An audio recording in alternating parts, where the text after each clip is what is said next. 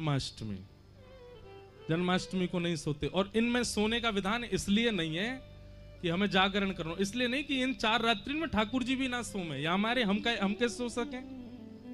तो पहली जन्माष्टमी, ठाकुर जी रात्रि में जन्म लेकर के गोकुल आए हैं और रात भर जगे हैं, या भाव सो वैष्णव जन्माष्टमी को सोमे ना आए। ठाकुर जी को 12 बजे अभिषेक आदि जन्मोत्सव करने के बाद रात भर नाचो, उत्सव मनाओ, फिर सोनो काई को, नंद घर आनंद भयो जय कन्हैया लाल की। दूसरो राधाष्टमी, राधाष्टमी को भी मत सो। क्यों? रात भर जागरण करो। सुबह 4 बजे किशोरी जी को प्रादुर्भाव होएगा, उदया तिथि में किशोरी जी पधारेंगी। तो जब तक किशोरी जी नहीं पधारे तब तक नाम संकीर्तन करो, तब तक नृत्य करो, तब तक उत्सव मनाओ। और सुबह किशोरी जी को जब जन्म हो जाए तब उत्सव मना करके, अब भोर ही गई 6-7 बजे, अब कहा सोनो, अब तो बधाई बांटो, बधाई लुटाओ, घर घर जाए करके सबन को बधाई दो।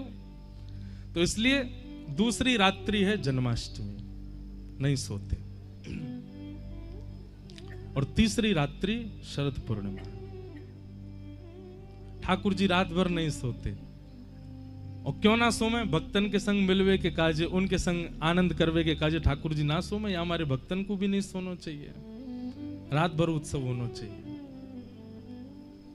और चौथी रात्रि दीपावली, दीपावली को भी सोवे को विधान नहीं है। अपने घर में पूजा आदि से निवृत्त रह जाओ और वाक्य बाद फिर रात भर जागरण करो। क्यों? अब ब्रज के भाव सो ठाकुर जी दीपावली वाले दिना अन्नकूट सजाए करके बैलगाड़ी में सबन के संग पहुंचे गिरिराज जी। यहां करके परिक्रमा लगाई है, पंचामृत अभिषेक कियो गिरिराज जी को, मानसी गंगा में स्नान कियो। ठाकुर जी रात भर नहीं सोए, या हमारे दीपावली पे भी रात्रि में सोवे को विधान नहीं है। तो शरद उत्सव ये रात्रि को उत्सव है। और रात्रि को उत्सव क्यों है? क्योंकि रात्रि अपनों की होती है। ठाकुर जी पहले ही निमंत्रित कर चुके हैं सब गोपीनों कि हम शरद पूर्णिमा की रात्रि में आपसे मिलेंगे। आज शरद की पूर्णिमा जब प्रकट भई, सब गोपियां अपने अपने भाव में लगी हैं। कोई दूध काट रही है, कोई अपना श्रृंगार कर रही है, कोई अपने बालक को दूध पिला रही है, कोई अपने पति को भोजन करा रही है। सब अलग अलग क्रियान में लगी हैं और सब खिड़की से देख रही हैं कि शरद पूर्णिमा को चंद्रमा प्रकट है कि ये वही रात्रि है जहां रात्रि के लिए ठाकुर जी ने हमको निमंत्रित किया कि हम वादना मिलेंगे।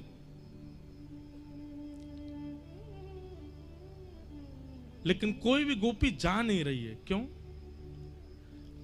सब गोपीन के मन में एक भावना है रही है कि एक बार और कन्हैया बस ये प्रकट कर दें कि वो चाहे कि हम आ जाएं तो हम जाएंगे। ठाकुर जी रास बिहार की भूमि में पहुंचे, जैसे देखो कि अभी तक कोई भी गोपी नहीं आई है, सब गोपीन को बुलावे के भाव से ठाकुर जी ने वेणु नाद कियो, वेणु रव कियो। अब वंशी तो बज रही है, सबको सुनाई दे रही है, लेकिन केवल कृष्ण प्रेम जिनके चित्त में है। देखो एक भैया बात सुनियो, कथा हजारों लोग सुन रहे हैं पर बदलवे वाले 100 ही हैं। कथा हृदय स्पर्श केवल 10 को ही कर रही है, भले ही कितनी भीड़ बैठी हो। या को मतलब क्या है? वंशी तो बजा रहे हैं ठाकुर जी, पर सुनाई उन्हीं को दे रही है जिनके चित्त में कृष्ण प्रेम है। आज भी ठाकुर जी वंशी बजा रहे हैं, आज भी ठाकुर जी लीला कर रहे हैं, आज भी ठाकुर जी कोई विशेष पूर्णिमा के दिन ही ठाकुर जी नहीं कर रहे हैं। हर दिन पूर्णिमा है वृंदावन में, हर दिन रास बिहार हैरो है, पर अनुभव केवल उन्हीं को हैरो जो वह स्थिति में आ चुके हैं, जो वह स्थिति में पहुंच चुके हैं, उनको आज भी अनुभव हैरो ठाकुर जी को। पंडित श्री गया प्रसाद जी महाराज गिरिराज जी में नित्य अनुभव करते ठाकुर जी को। क्यों? क्योंकि चित्त में वो प्रेम की स्थिति आ चुकी है। मीराबाई, कुंभनदास, सूरदास, कृष्णदास, गोविंद स्वामी, इन सबन को नित्य दर्शन होते ठाकुर जी के, क्योंकि प्रेम की स्थिति और हृदय वाय स्थिति में आ चुका है कि ठाकुर जी इनको कभी भी अनुभव कराते हैं।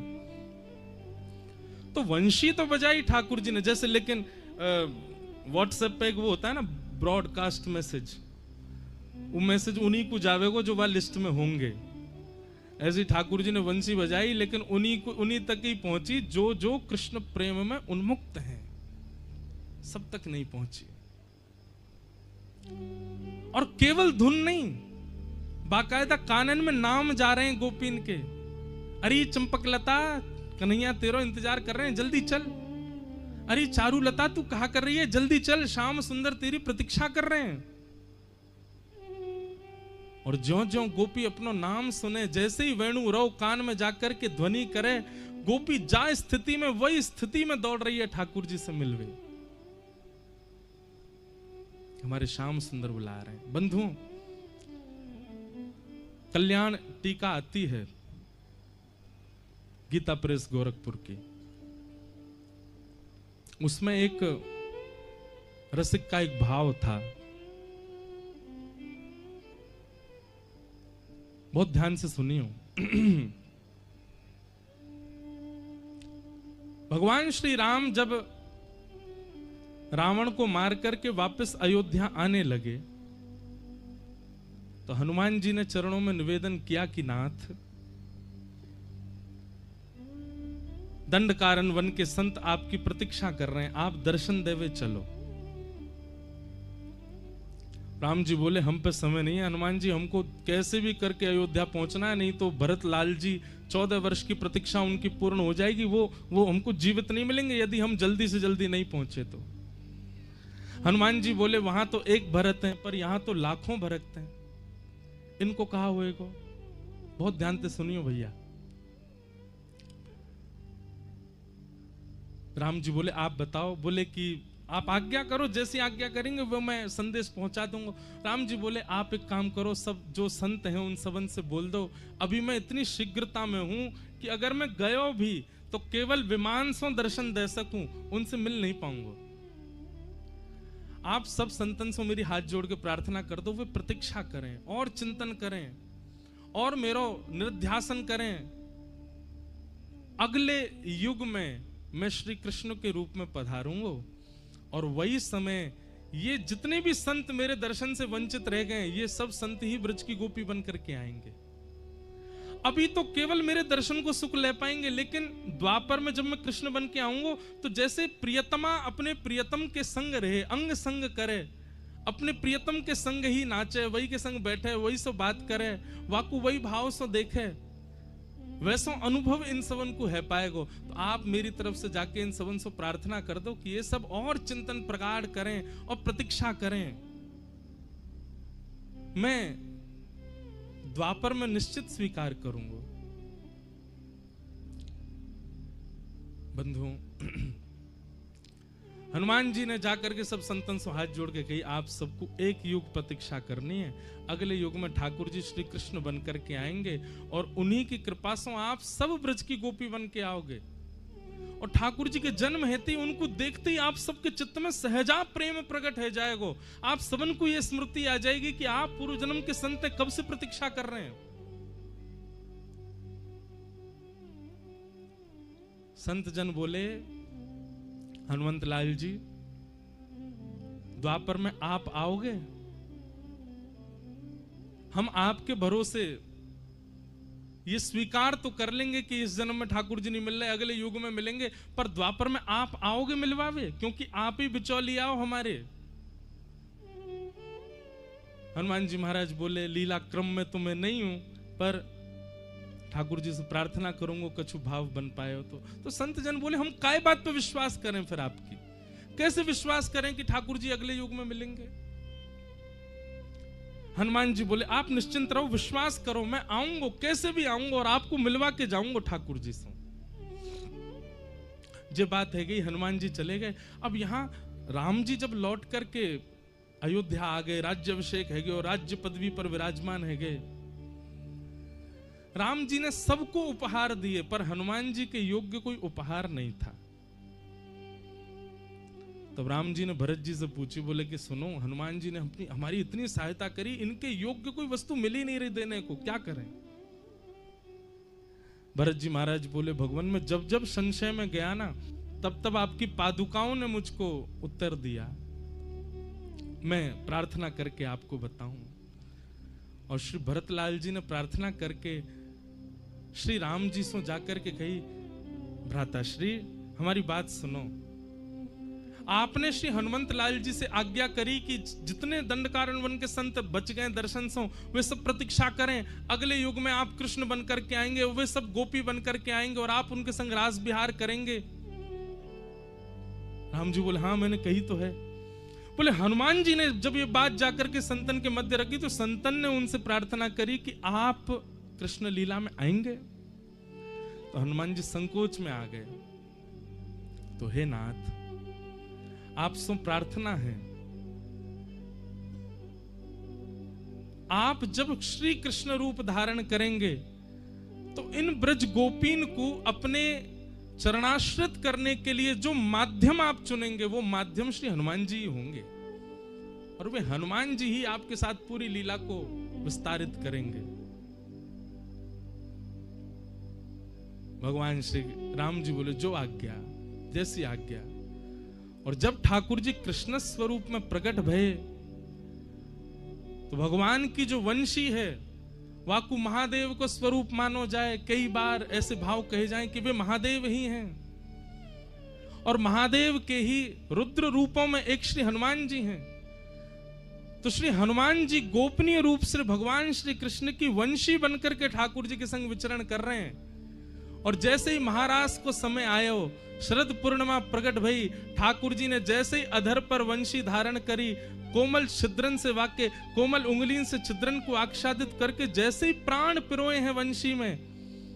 आज वंशी बज तो रही है धुन में, लेकिन आज साक्षात श्री हनुमान जी महाराज शब्द बन करके जा रहे हैं और जाकर के एक एक गोपी के हृदय को चेतित कर रहे हैं। अरे देखो मैं आ गया हूं, तुम दंडकारण्य वन के संत हो, तब से प्रतीक्षा कर रहे हो, देखो वही श्री राम कृष्ण रूप धारण करके आए हैं और आपको पुकार रहे हैं। आप तुरंत चलो उनके पास, मिलवे को समय आ गया है, बड़े दिनों से आपकी प्रतीक्षा आई, आज वो प्रतीक्षा पूर्ण भई है। जैसे श्री हनुमान जी महाराज वेणु के रव से गोपीन के कान में जा जा करके संदेश दे रहे हैं, तो गोपियां विचार भी नहीं कर रही हैं कि हम जिस कार्य में हैं उस कार्य को पूर्ण तो करें। अरे प्रतीक्षा इतनी लंबी है, एक युग से प्रतीक्षा कर रही हैं।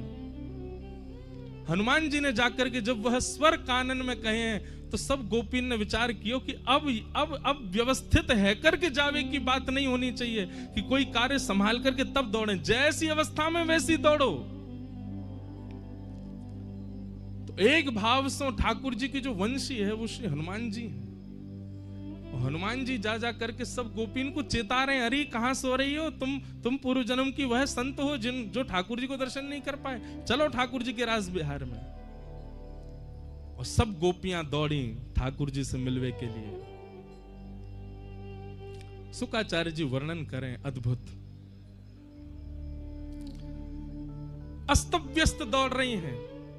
कोई ने एक आंख में काजर लगाए हो, दूसरी में लगा रही है, तभी कान में वेणु रव जाके कह रहा हो, अरे चल गोपी तू श्रृंगार कर रही है, वहां सबरी गोपी पहुंच गई। तो एक आंख में काजल लगा के दौड़ी है, दूसरी में काजर लगाया हुआ नहीं। कोई सखी ने टोक दी, अरे तैने एक ही आंख में काजर लगाया, दूसरी में तो लगाया।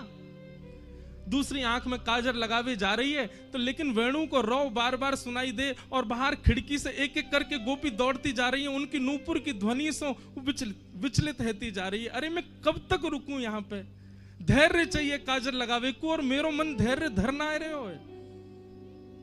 पूरा काजर लियो, हाथ में लेप के पूरे मुंह पे ही लगा लियो, दौड़ी। एक सखी बोली, अब तो और बुरा कर आई, एक आंख में काजर लगाया वैसे ही आ जाती, पूरे मुंह पे काई गुपोती आई। तू नहीं जाने कन्हैया स्वरूप थोड़ी देखे। कन्हैया यदि स्वरूप देखतो तो ब्रजमंडल में सबसे सुंदर बन के आई पूतना, कन्हैया ने देखी भी नहीं। और अगर स्वरूप देख भी ले तो कहा भयो रास बिहार में कन्हैया उकारो और मैं उकारी, दोनों बढ़िया लगेंगे, ऐसी जाऊंगी मैं तो। कोई गोपी ने अपने केश काटे, आधे केशन में ही दौड़ रही है। कोई गोपी ने अस्त व्यस्त वस्त्र पहने, वही में दौड़ रही है। कहने को अभिप्राय कहा है, भैया जादना चित्त में चेतना के रूप में ठाकुर जी अनुभूति करा दें कि हाँ बुला रहे हैं। वास्तव में विचार मत करो कि या को व्यवस्थित करके हम जाएं, जैसे हो वैसे ठाकुर जी की तरफ दौड़ चलो। वृंदावन जानो है तो 4 बार सोचेंगे, ये काम है जाए, ये व्यवस्थित है जाए, या कोई व्यवस्था कर दें, ये और ने ठीक है जाए, फिर जाएंगे। अरे जा अवस्था में हो वही में दौड़ चलो। वृंदावन के काजे सुसज्जित और व्यवस्थित है की आवश्यकता नहीं है। गोपियां सब दौड़ी, कई प्रकार बताए। शुकाचार्य जी के भाव से परीक्षित जी के मन में एक संशय आ गए हो, परीक्षित जी के मन में एक संशय आ गए हो। ये सब गोपियां परब्रह्म परमात्मा को प्रियतम मान करके दौड़ रही हैं।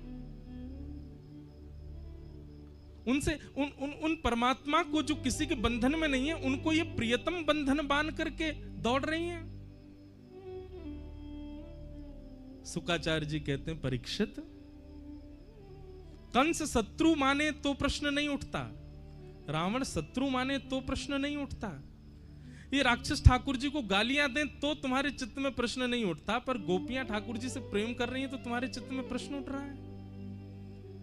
अरे सुनो, हम डंके की चोट पर बोलते हैं, ये गोपियां ठाकुर जी से प्रेम करती हैं, इतनी बात नहीं है कि मुतादोक्षज प्रिया, ये ठाकुर जी भी इनसे प्रेम करते हैं, ये ठाकुर जी की भी प्रियसी हैं।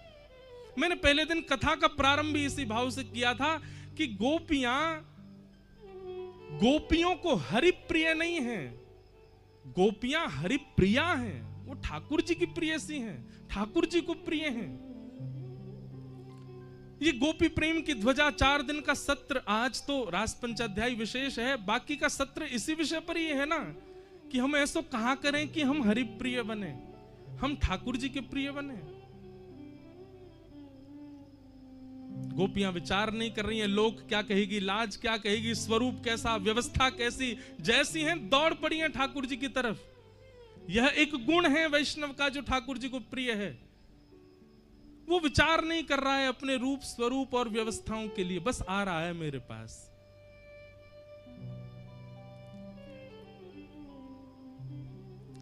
सब गोपियां आ गई, ठाकुर जी सामने खड़े हैं, वेणु अचानक से रोक देते हैं। स्वागतम वो महाभाग प्रियम किम करवाणे